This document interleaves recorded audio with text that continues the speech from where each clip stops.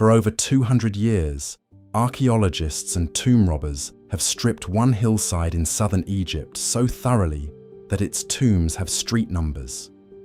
This month, on that same hill, a Dutch team brushed the sand off a staircase no one alive knew existed.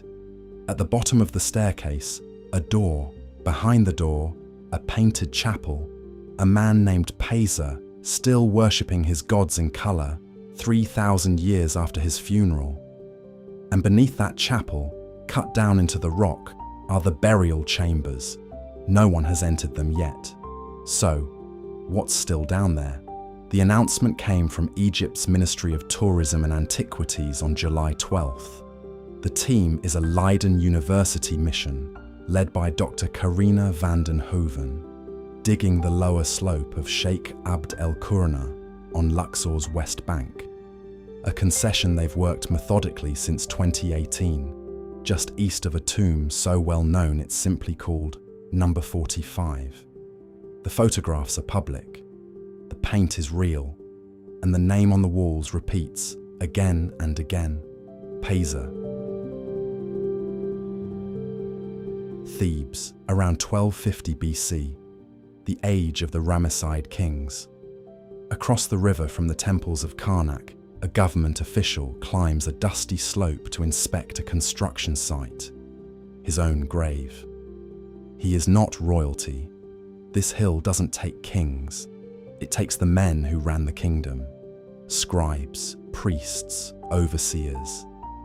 Their tombs stand shoulder to shoulder, facing the Nile, close enough to share walls. His builders have cut the standard plan of his class: an open courtyard for the living to visit, a chapel shaped like a letter T, and, sunk beneath it, down a shaft, sealed, the chambers where his body will actually lie. On the chapel walls, the painters are working, Pasa before the gods in their shrines. Pasa and his wife, seated together at a table stacked with offerings, bread, beer, meat, the meal that is supposed to feed them forever. Because that is the tomb's real job, not to hide him, to keep him named. The Egyptians wrote it plainly: to speak the name of the dead is to make them live again. 3,000 years later, a team of Dutch archaeologists knelt in that chapel, read the wall by flashlight, and the first thing the tomb told them was his name. It worked, which should be impossible. Because of every hillside on this planet, this one, Sheikh Abd el-Qurna, is the single worst place on earth for a tomb to stay hidden. Start with the obvious. The looting began in antiquity. Tomb robbery in Thebes was so routine that the ancient courts left us transcripts of the trials. Then it got worse. By the 19th century, an entire village, Qurna, stood physically on top of the necropolis. Families lived in the tomb chapels. Front doors opened into painted burial chambers. Kitchens were cut into the cemetery itself. And the hill had a trade. In 1871, a Qurna family called the Abd el-Rasuls, following a goat, so the story goes, found a shaft near Deir el-Bahari, the temple bay next door to Qurna. At the bottom lay something no one was ever supposed to find: a hidden cache of Egypt's greatest kings. Ramses II, Seti I, dozens of royal mummies stashed together by ancient priests to protect them from exactly this. The family kept the door secret for 10 years and sold the pharaohs, piece by piece, ring by ring, papyrus by papyrus, onto the Antiquities market, until the authorities traced the goods back up the hill in 1881. That is the neighborhood, emptied by ancient robbers, mined by a resident industry for generations, then combed by 2 centuries of archaeologists who numbered every door they found. The village houses themselves were finally cleared from the hill less than 20 years ago.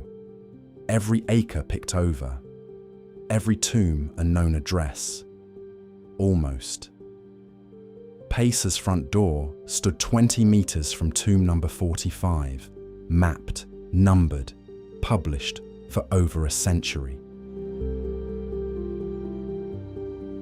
And nobody knew he was there. Here's what saved him: the hill's own wreckage. Centuries of collapse, floodwash, and village debris slid down the slope and buried the lower tombs under meters of compacted fill.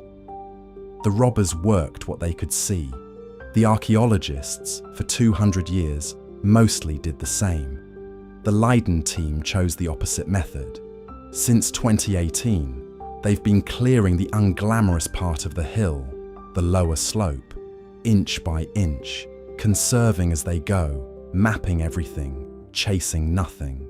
This season, the fill gave them a mud brick bench, then a niche built to hold a funerary stela, then a staircase flanked by 2 stone ramps, descending to an entrance with no number. Inside, the T-shaped chapel, exactly to code. Scenes of Pacer adoring the gods in their shrines. Pacer with his wife at the offering table. Some walls still wear a thin skin of sediment. There are painted scenes in that chapel that no one has looked at yet, waiting under the dust. The style of the painting dates him, the Ramesside age, the dynasties of the great Ramses kings, somewhere between 1295 and 1070 BC. But here's what the walls haven't given up, which Pacer this is. Egypt of this era had a famous Pacer, a vizier, prime minister to Ramses II. His tomb is elsewhere on this hill, and it's been known for 2 centuries. This is another man carrying the same name. A name common enough among officials that, until the team clears more of the inscriptions, his titles, his office, his whole career are still a blank. A man built a monument so his name would never die. And we have the name, with nothing yet attached to it, which brings us back down the shaft. The chapel was the public floor. The dead lie deeper, in chambers cut beneath, reached by a shaft the team has located, but not yet excavated. That work is planned for the coming seasons, after the structure is stabilized and the paintings are secured. 2 endings are possible down there. Ending 1, the Theban default. Robbers found the burial in Antiquity, as they found almost all of them, and the chambers hold splinters, bandages, and dust.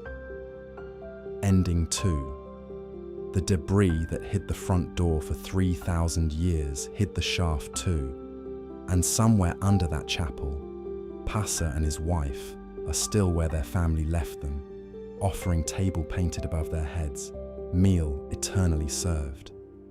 The honest odds favour ending 1. They always do in Thebes. But this hill was supposed to have no doors left to find, and it just produced one. So, what's still down there? Nobody on Earth knows.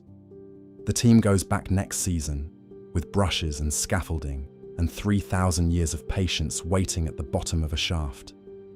When they open it, we'll cover it here.